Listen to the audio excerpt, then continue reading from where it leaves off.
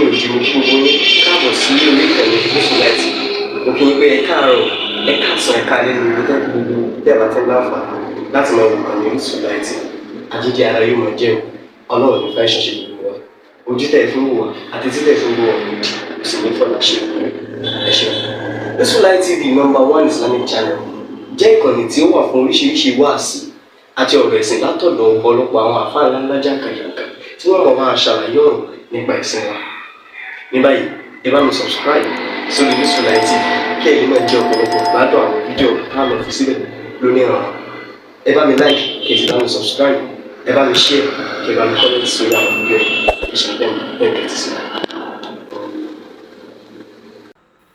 Bàbá Ọ̀fà, Ìjẹ̀bú Ọ̀kín, Ọlọ́fàmọjọ, ọmọ Ọlálọmí Àbísújú ọkọ, ìjàkadì kátàkìtì lóru Ọ̀fà, ìjà kan tí wọ́n ń jà lọ́fà lọ́jọ́sí, Ọlálọmí ojú ìta ló ṣe, wọ́n ló sojú ebè láàlà, ó sojú poro nínú oko, ìbá sojú olóko ìbá làwọn, ọmọ láàrin, ọmọ buure, ikú ò gbọ́dọ̀ dùkàn, bí kan bá dùkàn nílé Ọlọ́fàmọjọ, ogun ní dá sílé bàbá yín. Ọmọ òsàwọ̀ jẹ́ ń bá mi kí ànàmá, ọmọ Ọlálọmí ni mo rí tí mo dásà kẹrù, òun náà ni mo rí tí mo dásà là ń lápá, Ìjẹ̀bú Ọ̀kín ni mo rí tí mo dásà là ń lọ́bẹ̀. N ò pé ẹ mọ́ là mí, ṣùgbọ́n ẹ mọ́ jábẹ́ ó jinlẹ̀ lápá mi ni.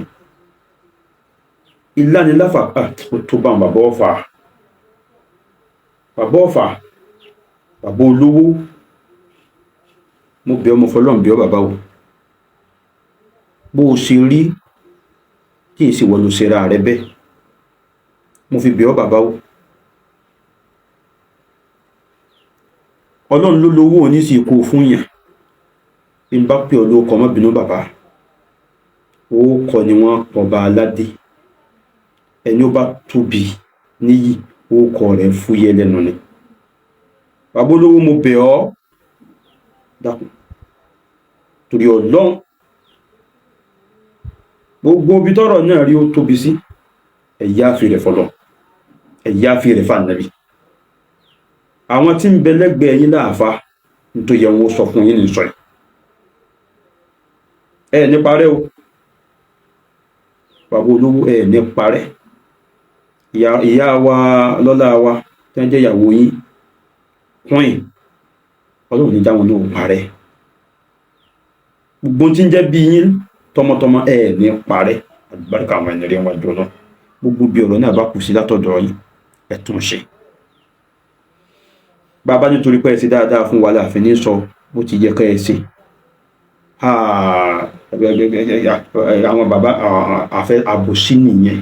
Èyí tó dáa ní ká sọ fún yín pé ẹ má bínú mọ́. Ọmọ tó sọ̀rọ̀ sí yín, ibẹ̀ yìí náà gbọ́ bó ṣe ròyìn ara ẹ̀, ó lóun ò ní bíbí ire, kì í sì dáa fáwọn níran àwọn ní ìjẹ́kùn ọmọ yẹn ni ó bá dáa fún. Ó ti wí náà nù.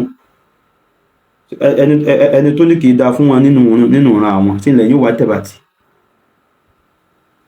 Part 1 ni mo ṣe, Part 2 tí n bá ti wá parí ẹ̀, gbogbo yẹn tún ṣe, gbogbo yẹn mọ́ tún ṣe, kì í jẹ́ ti bàbá tọmọ kó mọ́ làálàá nítorí ọ̀rọ̀ lọ́rọ̀ máa kórè ilé ẹjọ́. Assalamu alaikum warahmatullah.